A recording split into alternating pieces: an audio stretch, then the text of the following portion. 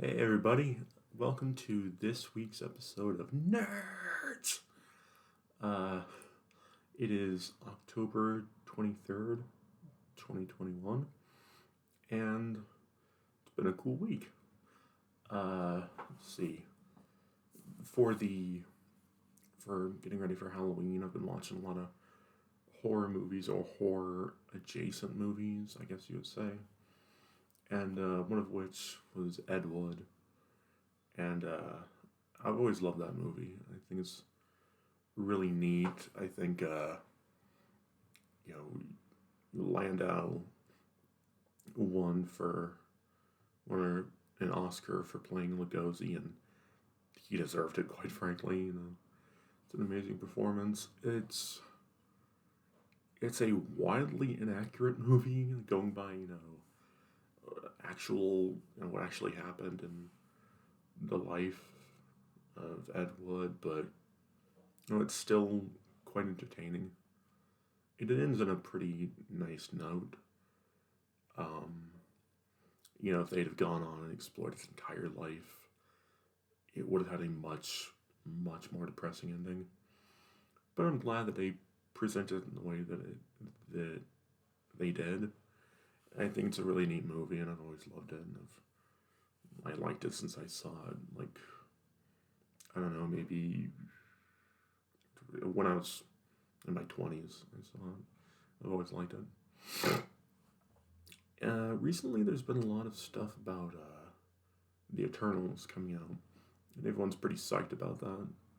And I think it's cool, but for some reason, there's been a lot of Kirby hatred against Jack Kirby, involving. I don't really know what it's involved, but like people have explained why some fans are upset at Jack Kirby, or why they're signing with Marvel instead of him. Like I said, it was explained to me, and even I don't know what it's about. Quite frankly, I think it's like weird and ludicrous to get angry at Kirby in any matters involving Marvel. I mean, he was one of the pillars that created the whole thing, so I really don't understand anybody taking pot shots at him. So, but I don't know. Going back to Halloween movies, I saw. I didn't see it. I watched it. It was actually the riff tracks, riff of Cloverfield, the giant monster movie, a giant found footage monster movie, mashing genres. Um, I've never been big on found footage. There are some that I like a Super Doug, The Last Broadcast. It's a neat little gem, but I don't know. I don't have much on Cloverfield. There's not much really to it for me, at least. I mean, some other people might like it, but I don't know. It doesn't appeal to me. The riff was pretty good. There's always that making any movie. They make movies better, like how they say. There was the DC fandom recently, and that was neat. Like I saw it on YouTube about a day after it dropped, and it was doing some pretty neat stuff. We have Shazam, Fury of the Gods, Black Adam, Flashpoint, other stuff like that. There's the Peacemaker series, which I don't know what. Like, I don't know if there's gonna be much to that. Like, you have John Cena, who admittedly was like he was a neat part in Suicide Squad 2, but I think what happened was they greenlit it before the movie came out, thinking that the Suicide Squad would be bigger than it actually was. And they might have shot themselves in the foot. But it could be pretty good. You never know. Uh, I'm just kind of tickled how his sidekick, I guess, on the show is the DC character Vigilante. So I just, I saw the trailer and I thought, I'm really glad that guy with a bunch of guns teamed up with other guy with a bunch of guns. And they even make fun of that in the Suicide Squad, where Bloodsport says, "You kidding me, right? He does the same shit I do." That was a neat moment because you realize, yeah, there are a lot of samely powered characters in a lot of these things, but that can be cool. But yeah, that was pretty neat. And something interesting, the Y the Last Man TV show already got canceled, which is, I'm not terribly surprised. I mean, the thing with stuff like this is, if there is a popular or beloved IP, story, there's a story that, kind of captures a zeitgeist, adapt it during the zeitgeist. Like, I don't know why people don't really go with that. And essentially it was much like many other comic adaptations where they wait like 35 to 15 years after the thing ended, so it's kind of lost its punch. I watched a few episodes and it wasn't bad. It was just like, I read the comic. Why do I need this? But yeah, something really cool. I've been backing the new MST, Mystery Science Theater 3000 show. Yeah, it's their Kickstarter, and they're doing it on this thing called the Gizmoplex, which I think it's like a web show or something. It's something like that, but it's pretty cool. I'm pretty stoked about this. Like, for me, lifelong fan of MST. Anything MST, like, for me, the best brains can do no wrong. Just anything that they do, just more, just give me. And it looks really neat. They've got some of the new crew, some of the old crew. They've got a new crew, and they've got the old new. It's a real nice kind of mesh.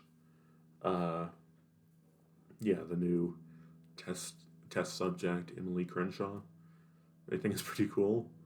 I've seen her do some stuff. Like, I think she did some stuff on the MST YouTube channel or the Twitch channel. I think both. I think they were on both. And she's pretty funny. I like her. And I saw her in the cheesy movie Circus. The thing that Joel toured around in when I came to my town. And it was pretty neat. It was really cool. Oh, I'm going to be in a movie. Yeah, it's called The People's Joker, and it's made by an incredible filmmaker, Vera Drew. I'm really, really honored and proud to be a part of this. It's a queer coming-of-age retelling of Joker. And, I thought it would be pretty neat. And it turned out to be a pretty neat thing to be a part of. And I'm really stoked to see it. If you're, I believe it's in LA on November 2nd. It's going to be shown. And, yeah, I'm very excited.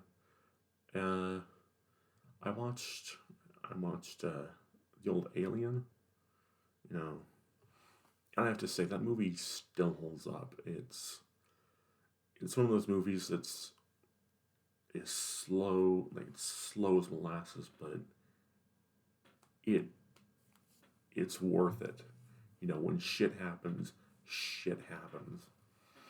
Uh, you know, Sigourney Weaver is just the boss as Ellen Ripley.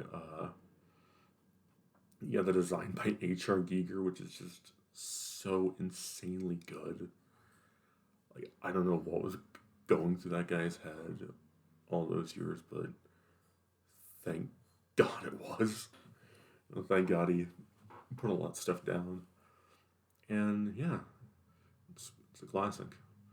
Uh, Other movies, I saw Halloween Kills, the new Halloween, the new Halloween, and I was a little underwhelmed.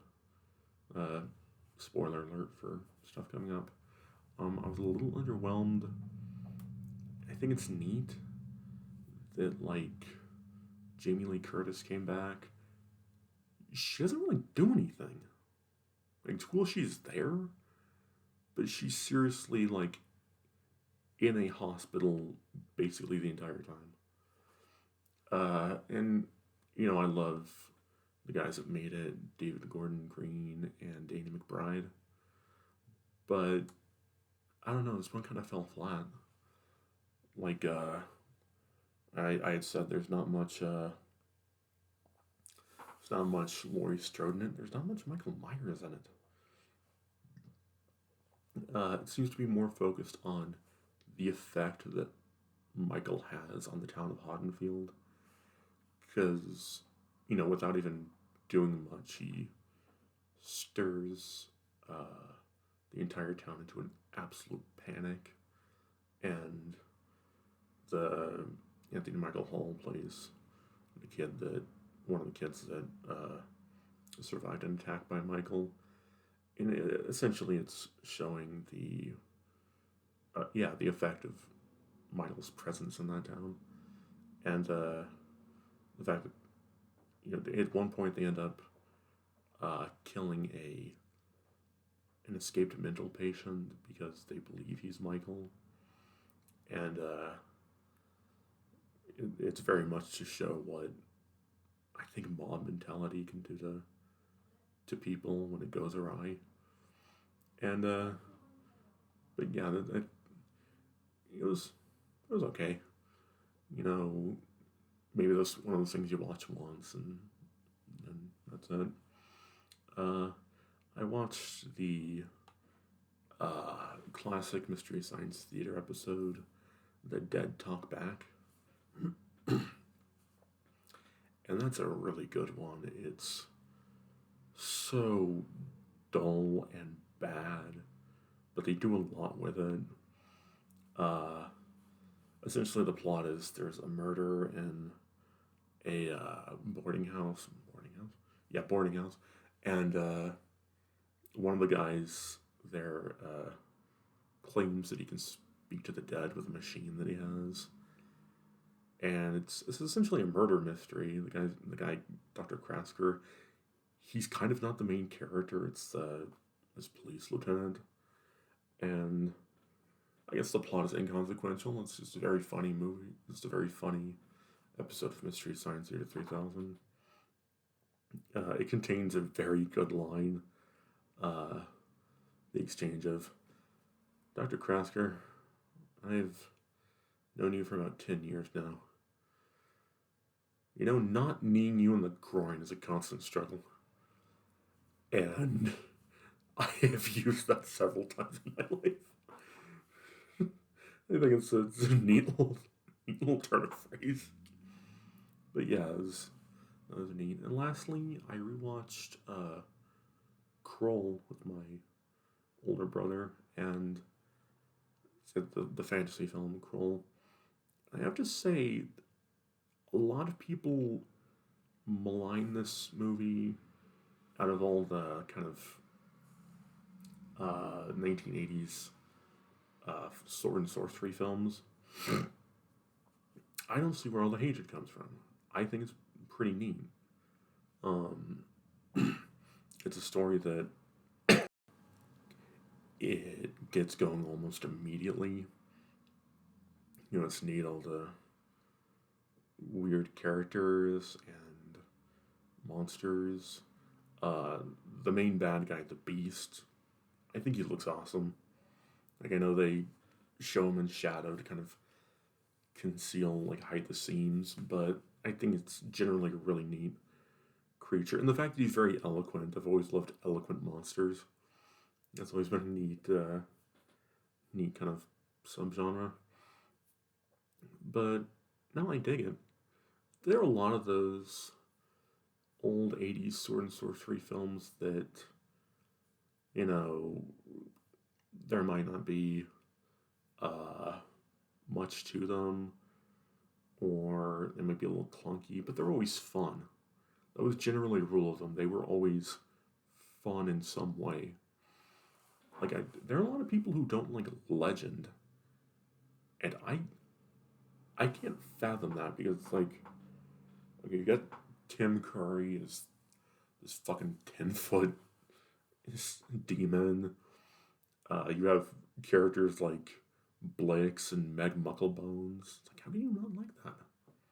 Anyways, uh, that's about it for this week. Thank you for watching this. I do this every Saturday. So every Saturday, come back here for more nerds. And everyone, make sure, if you like, press the like button. If you really like, subscribe. And go ahead and comment, but try to keep it civil. But yeah, same time next week. And always remember, guys, tulips shall grow.